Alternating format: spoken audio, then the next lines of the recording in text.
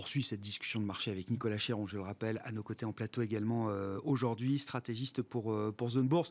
Un commentaire sur la situation de marché, l'analyse de marché. On en a discuté déjà avec Patrick Guérin. Nicolas, qu'est-ce qui vous fait réagir? Qu'est-ce qui vous intéresse là dans cette journée de marché? Chaque journée se suffit à elle-même en ce moment. Donc, prenons les informations les unes après les autres. On pouvait se douter début 2022 que ce serait pas une année facile, ouais.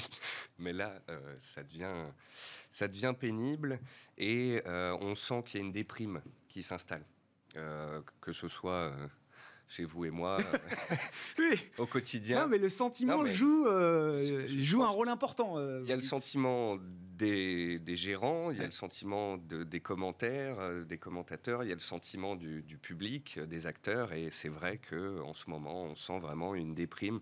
On voit un peu tout en noir. Voilà. On sent qu'on est un peu sur le fil du rasoir, un marché qui est lourd et qui en plus est très peu liquide, donc qui peut aller très vite dans un sens et dans un autre.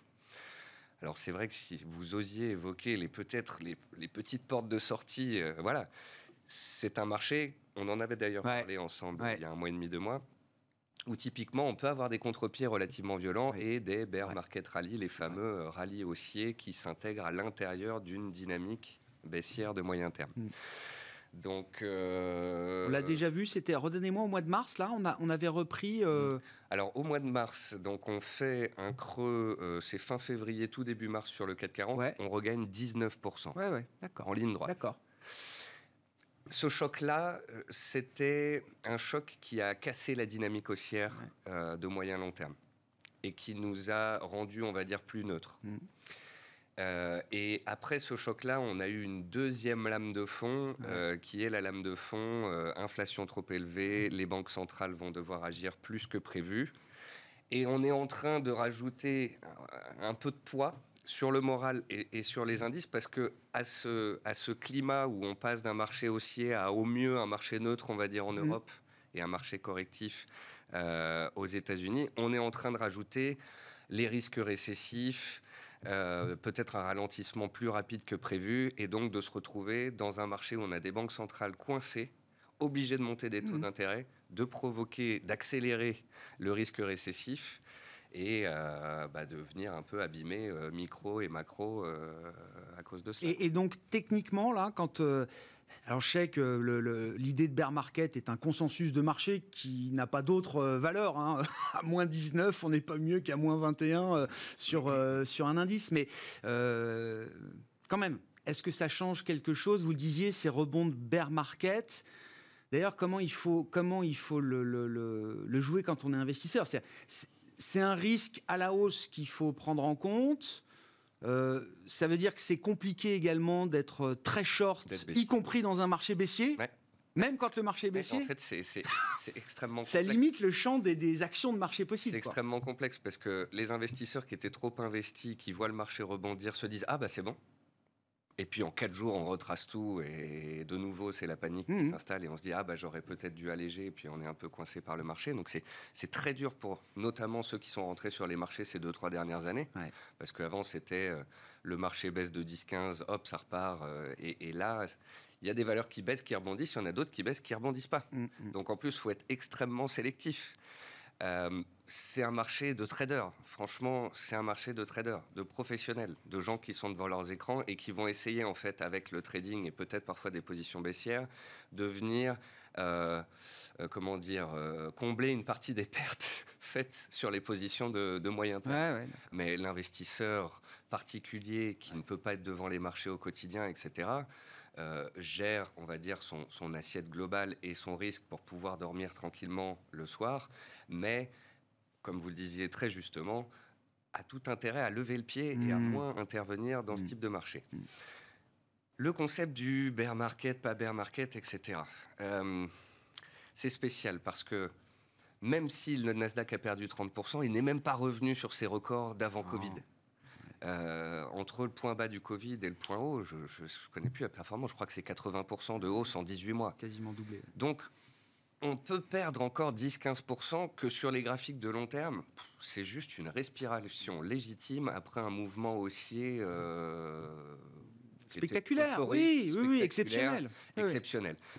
On a tout trop gonflé. On a trop gonflé les cryptos, on a trop gonflé les actions, on a trop gonflé l'économie, on a lancé la locomotive un peu trop vite. Et puis là, d'un coup, on voit toutes les poches des marchés, toute la spéculation. Une phase de décompression, décompensation après le boom post-Covid. Complètement. Donc, on est dans un retour à la normale. Alors, c'est vrai que quand on passe d'une euphorie à la normale, bah, ça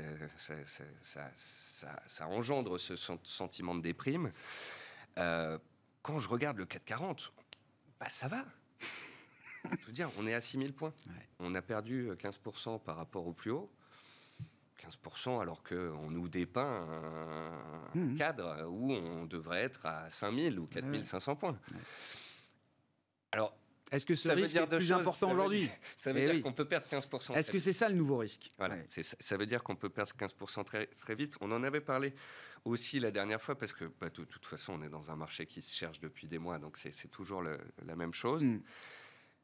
On peut avoir une capitulation parce qu'on a des marchés qui sont sur des niveaux horizontaux majeurs. On a les banques centrales au tournant, on a les échéances trimestrielles. Donc, s'il y a une semaine où on doit tout casser, c'est celle-ci. Ou le début de la semaine prochaine. Et si on casse tout, ça peut aller très vite parce qu'il y a ce manque de liquidité dans les marchés. Et on peut très vite perdre 10-15%, mais ce qui ne serait pas une mauvaise chose parce qu'enfin, on assisterait peut-être à de la capitulation. Souvent, quand on a le début de la baisse, on est dans le déni. Les gens ne veulent pas couper leur position. Je vous avais expliqué il y a un mois que même si des indicateurs de sentiment comme le Fear and Greed Index de CNN étaient très bas et qu'on pouvait se dire ça va rebondir, etc., comme d'habitude, en fait, non. Il faut regarder le positionnement des investisseurs. Et ils n'ont rien coupé. Non. Et donc, ce qu'il faut pour qu'un marché rebondisse, c'est que les particuliers sortent. À force de déprimer, à force d'avoir peur, à force d'entendre que ça va être une récession. C'est la réalité implacable, terrible des marchés. Ils vont sortir. Et c'est à ce moment-là qu'on a de la forte chute, des volumes historiques, une capitulation et qu'on peut peut-être trouver un point. C'est pour ça que la situation, sans capitulation, la situation ne change pas. Bah oui. Une capitulation, ça peut permettre peut-être de changer la dynamique, de changer la situation et les perspectives pour les marchés. On pourra se dire que c'est fait. On pourra atteindre les objectifs de tous les analystes de Wall Street qui désormais sont d'accord pour 3400 points sur le S&P, donc 10% de baisse supplémentaire par rapport au cours actuel. Le S&P 3400, c'est le niveau pré-Covid. Voilà. Donc ça, on aurait effacé les 2 ans de Covid, mars 2020, mars 2020. C'est pas... Alors ça fait mal dans certains portefeuilles. C'est là où il faut être diversifié. C'est là où l'investisseur rentré sur les marchés en 2020 sur les sociétés de croissance est à moins 80% déjà. Donc c'est là aussi où on est content d'être en France. Parce que on a l'effet euro certes, mais on a un CAC 40 qui perd 16%, qui se tient bien. En fait, moi, ce que je vous dis depuis des mois, c'est on a au mieux un range, une latéralisation horizontale. Et aujourd'hui, le risque, c'est quand même qu'on traverse un peu à la baisse. Et au pire, mais c'est un pire qui a aussi des bons côtés. Oui, je comprends. On y va et puis c'est fait. En fait, c'est d'être dans cette situation d'attente toutes les semaines. C'est usant. Qui nous use. Et donc, il faut se détacher un peu des écrans et attendre des événements.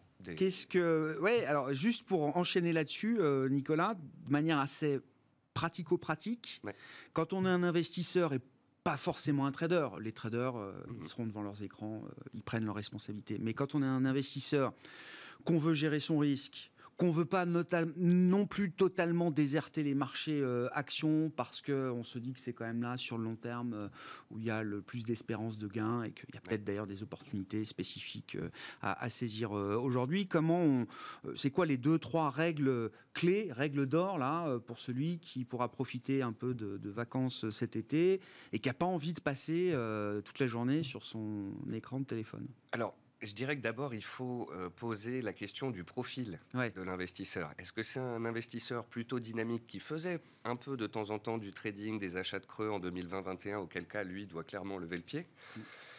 Est-ce que c'est un investisseur qui avait un petit peu dérisqué en début d'année, qui est globalement diversifié et qui, lui, en fait, ne doit pas tant bouger que ça ? Oui, c'est ça. Oui. Voilà.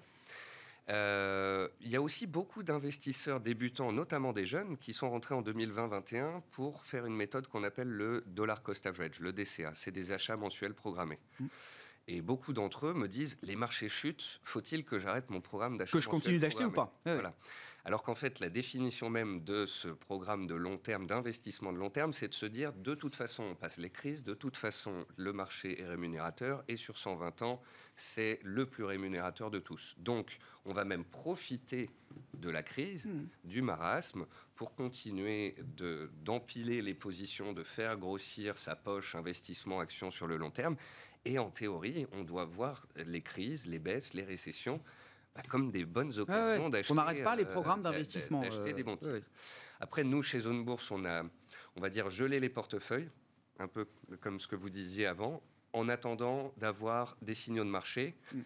On sent que l'énergie commence un petit peu à patiner. Le secteur de l'énergie, oui. On a vu le pétrole WTI hier toucher les $124, c'est son plus haut annuel en cours de clôture. Si ça passe pas là et qu'on refluait, l'énergie qui est beaucoup montée et où certains ont pu faire des gains, peut aussi vite corriger. Donc peut-être, si on a fait de l'énergie, prendre des gains sur l'énergie ou mettre des stops de protection pour couper la position et valider des gains si le marché se retourne. Et puis garder une poche de cash, parce qu'on n'a pas envie d'être sur nos iPhones à la plage. Non, et que, surtout pas. Après les 6 mois qu'on vient de vivre, il faut les iPhones à la maison. Il faut qu'on se détende. L'investisseur ne doit pas forcer. Voilà. Bon. Semaine décisive, et puis on suivra évidemment l'été quand même sur les marchés. Smart Bourse sera là pour vous accompagner jusqu'à fin juillet. Petite pause début août, et puis on se retrouvera à partir du 21 août, je crois, pour la rentrée de l'émission. Merci beaucoup, messieurs. Merci d'avoir été avec nous aujourd'hui. Nicolas Chéron, Zone Bourse, et Patrick Guérin, directeur de la gestion de Bordier et compagnie, qui était avec nous en plateau pour cette demi-heure d'émission. On se retrouve à 17h en direct pour une nouvelle heure complète sur Bismart.